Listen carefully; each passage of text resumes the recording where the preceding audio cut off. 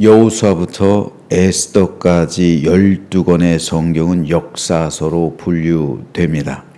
그리고 그 뒤부터 이어지는 욥기서부터 아가서까지 5권은 시가서로 분류됩니다. 이 가운데 욥기, 잠언, 전도서는 지혜서로 따로 분류하기도 합니다. 오늘부터 살펴볼 욥기의 시대적 배경은 주전 2000년경으로 추정됩니다. 이 추정이 맞는다면 욥과 아브라함은 동시대 사람입니다. 저자는 알 수 없습니다. 하지만 솔로몬으로 추정하는 의견이 가장 일반적으로 받아들여지고 있습니다. 왜냐하면 지혜서는 주로 주전 1000년경에 많이 유행하고 기록된 문헌의 형태인데 잠언과 전도서 역시 이때 기록됐습니다. 그 저자가 바로 솔로몬입니다. 따라서 욥기 또한 지혜 문학이기 때문에 지혜서의 하나이기 때문에 솔로몬으로 보는 것이 일반적입니다.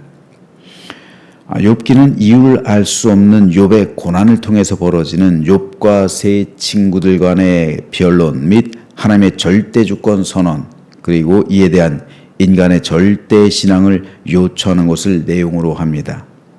이런 내용으로 욥기는 크게 4단락으로 나눌 수가 있습니다. 1장과 2장은 욥의 고난에 대해서, 3장부터 37장은 본론이라 할 수 있죠. 욥과 친구들 간의 변론과 엘리후의 중재 변론을, 그리고 결론부에 이르러서 38장과 42장 6절까지는 하나님의 계시를, 그리고 마지막으로 42장 7절에서 17절은 욥의 회복에 대해서 기록하고 있습니다. 오늘 이 가운데서 욥기를 이제 시작하는 1장을 읽었는데 1장은 크게 3문단으로 나눌 수가 있습니다. 5절까지는 동방의 의인 욥의 인적사항과 신앙의 인격에 대해서, 6절에서 12절은 욥을 대상으로 한 하나님과 사탄 간의 첫 번째 천상회의를, 그리고 13절에서 22절은 사탄의 공격에 따른 욥의 첫 번째 재앙과 욥의 믿음의 승리에 대해서 기록하고 있습니다. 오늘 이 가운데서 욥기서를 시작하고 있는 1절 말씀에 대해 살펴보겠습니다. 우스 땅. 그래서 우스 땅은 어딘지 정확히 모릅니다. 하지만 동방의 어떤 땅인 것만큼은 분명합니다. 그리고 갈대아라는 그 나라가 나오죠. 갈대아 사람들이 왔다. 아브라함이 갈대아 우르에서 왔죠. 그렇기 때문에 갈대아 사람들이 온 것으로 봐서 그 근처 어딘가로 봅니다. 그리고 이 갈대아란 지명이 이 나라의 이름이 나오는 것으로 봐서 아브라함과 욥은 이 동시대 사람으로 보는 것이 자연스러운 해석입니다. 어떻든 이 우스 땅에 욥이라 불리는 사람이 있었는데 그 사람은 온전하고 정직하여 하나님을 경외하며 악에서 떠난 자였다라고 욥에 대해 소개하고 있습니다.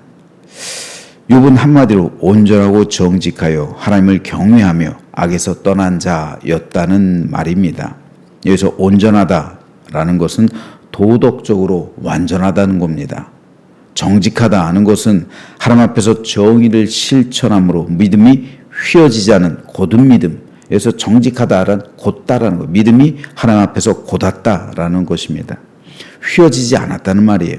하나님을 경외한다는 것은 하나님을 존중히 여기며 하나님 앞에서 떨며 두려워할 줄 아는 겸손을 말해주는 것이고요. 악에서 떠났다라는 것은 믿음의 절정을 이룬 사람만이 받을 수 있는 평가입니다. 악에서 떠난 사람, 믿음의 최절정에 이른 사람만이 받을 수 있는 평가입니다. 그런데 여기서 중요한 것은 욥이라는 이름입니다. 욥. 여러분, 아이러니하게도 히브리어 원어로 욥이라는 이름의 뜻은 핍박받는 자, 미움받는 자라는 뜻입니다. 매우 경건하고도 온전하며 신앙의 최정상에 있던 사람의 이름이 핍박받는 자, 미움받는 자라는 것은 욥기의 주제를 함축하고 있습니다. 즉 욥기는 하나님 앞에서 순전하고 거룩하며 온전하고 정직하게 살아가는 사람이 고난받는 것이 과연 합당한가? 이 주제를 묻고 있는 겁니다.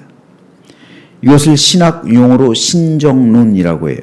신정론이란 전능하고 선하신 하나님이 왜 세상에 악과 고통을 허락하는가?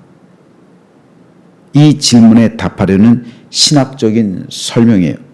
하나님이 계신데 왜 세상에는 악과 고통이 존재하냐는 거예요. 어떻게 믿는 사람보다 믿는 사람은 저렇게 가난하고 힘들고 고난 가운데 살고 악인이 어떻게 저렇게 형통하고 더 잘 사는가? 이게 성경 곳곳에 신정론이라는 이 물음이 등장하고 있어요. 이 문제를 과연 어떻게 할 것인가? 아삽도 그랬죠. 시편에서. 수많은 사람들이 이 문제를 묻고 있는 거예요. 예레미야도 묻고 있어요. 어떻게 악인이 저렇게 잘 삽니까? 어떻게 악인이 저렇게 잘 됩니까? 아삽은 묻습니다. 하나님, 어떻게 악인은 죽을 때까지도 형통합니까? 어떻게 의인들은 저렇게 지지로 못 살고 복이 없게 살아가는데 악인들은 저렇게 떵떵거리며 잘 살고 심지어는 죽을 때도 평안합니까? 이걸 묻고 있는 게 신정론이에요. 욥기서 역시 마찬가지입니다. 과연 욥처럼 온전하고 정직하며 하나님을 경외하고 악에서 떠난 사람이 어떻게 이런 고난을 받습니까? 이게 과연 합당합니까? 어떻게 하루아침에 모든 것을 다 잃잖아요. 오늘은 그의 모든 재산, 그에게서 난 모든 자녀들 다 잃잖아요.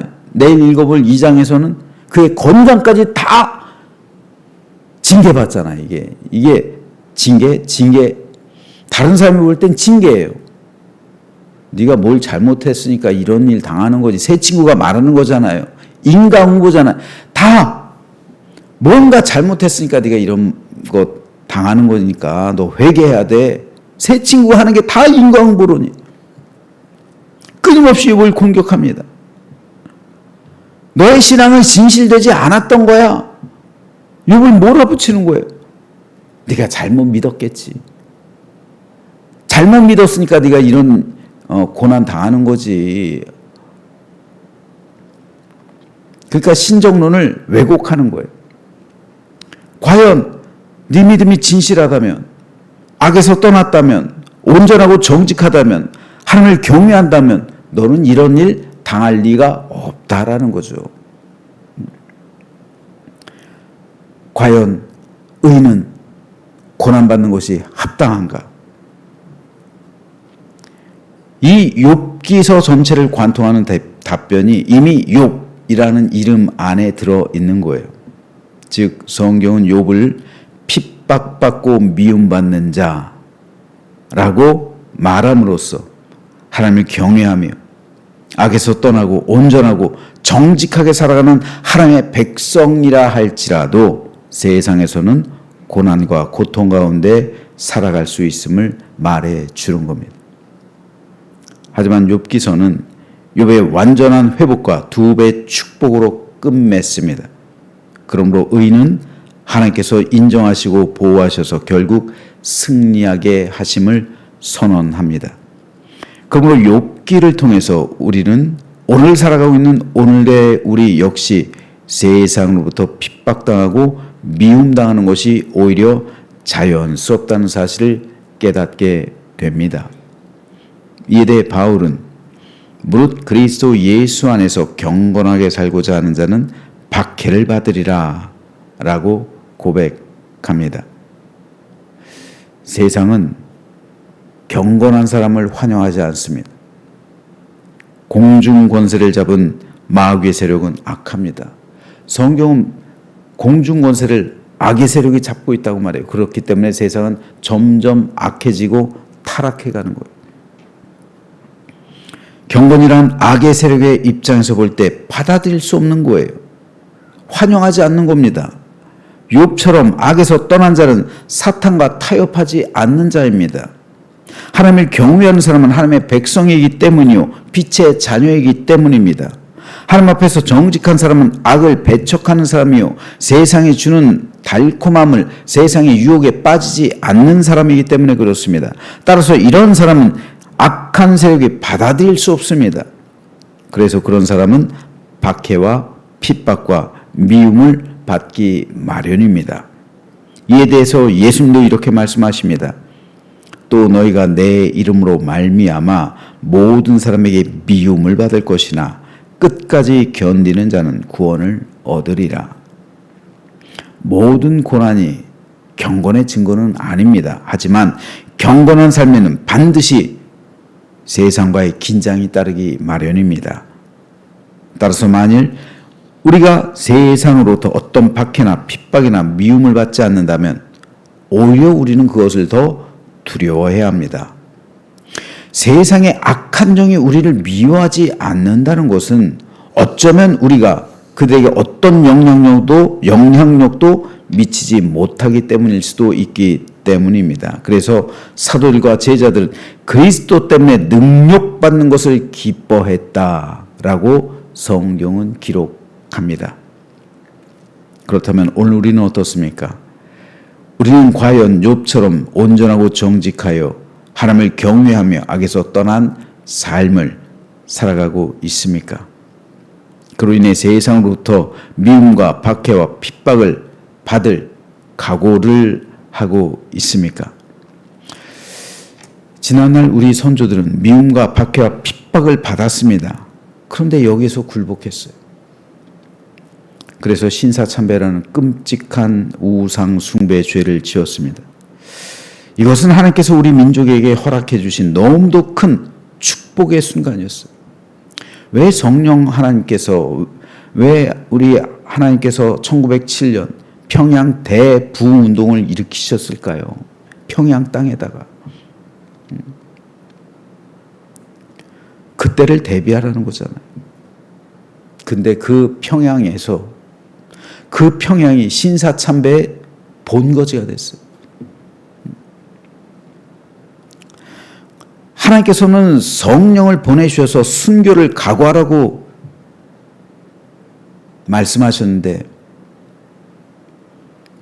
그래서 우리 민족이 순교자가 될 수 있는, 순교의 민족이 될 수 있는 큰 기회를 가졌었는데, 그래서 성령을 보내주셨는데 그것을 이겨낼 수 있도록 성령을 보내주신 거잖아요.